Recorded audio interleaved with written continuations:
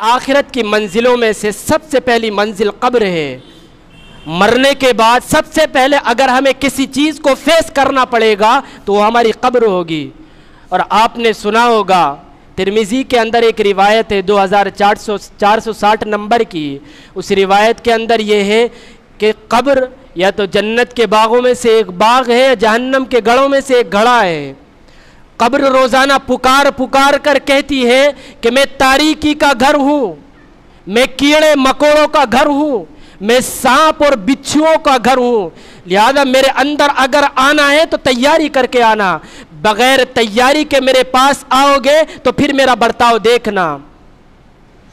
اور اگر تیاری کر کے گئے تو پھر قبر کی یہ بھی خوشخبری ہے کہ جب تم میرے پاس آؤ گے تو میرا سلوک دیکھنا، میں تمہارے ساتھ کتنا اچھا سلوک کروں گی۔ اور قبر سے پہلے ہر ایک کو مرنا، دنیا کا کوئی آدمی اس بات سے انکار نہیں کر سکتا کہ مجھے مرنا نہیں ہے۔ سائنس نے جتنی چاہے نے آپ میں ترقی کر لی ہو، لیکن اس بات سے انکار کوئی آدمی نہیں کر سکتا کہ دنیا میں آیا ہو اور دنیا میں رہے گا۔ دنیا میں آیا ہے تو دنیا سے جانا بھی ہے، اور مرنا ہے، یہ اٹل حقیقت ہے۔ تمام دنیا کے تمام لوگ متفق ہیں اس بات پر۔ تو جب مرتے ہیں، اگر ہم نے زندگی صحیح گزاری ہے، اگر ہم شریعت کے مطابق چل رہے ہیں،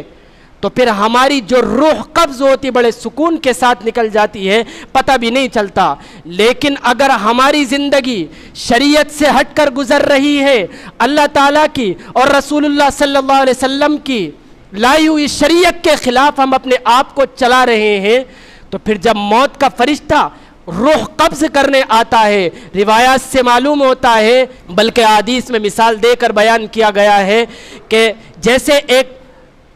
کانٹوں دار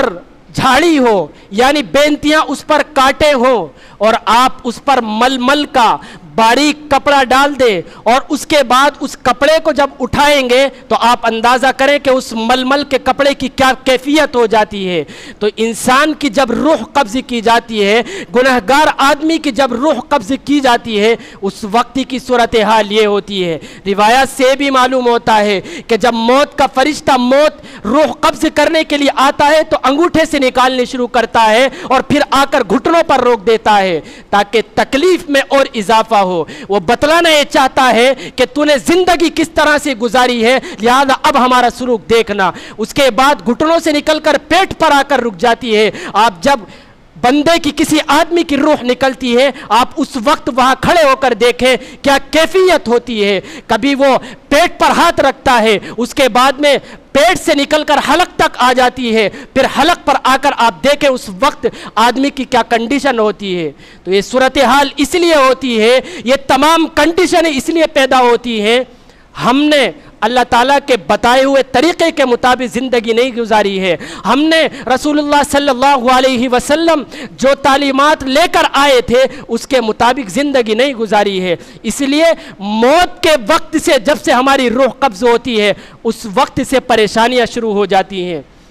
اسی لیے حضور نے ارشاد فرمایا، اللہم انی اعوذ بکا من غمرات الموت و سکرات الموت، اللہ میں تیری پناہ مانگتا ہوں موت کی پریشانیوں اور مصیبتوں سے۔ یعنی حضور اس بات کو بتلا کر چلے گئے ہیں کہ جب روح قبض کی جاتی ہے اس وقت بندے کو پریشانی ہوتی ہے۔ اس لیے میرے بھائیوں، اس وقت کے آنے سے پہلے اپنی تیاری کر لو۔ اور وہ حدیث جو میں نے شروع میں پڑھی ہے، الکیس من دان نفسہ وعامل لما بعد الموت، عقل مند تو وہ آدمی ہے کہ جو مرنے سے پہلے اپنی مرنے کی تیاری کر لے، اس بات کی تیاری کر لے کہ مجھے مرنا ہے، اور مرنے کے بعد مجھے قبر میں سونا ہے، اور قبر میں جا کر مجھے منکر نکیر کے سوالوں کا جواب بھی دینا ہے۔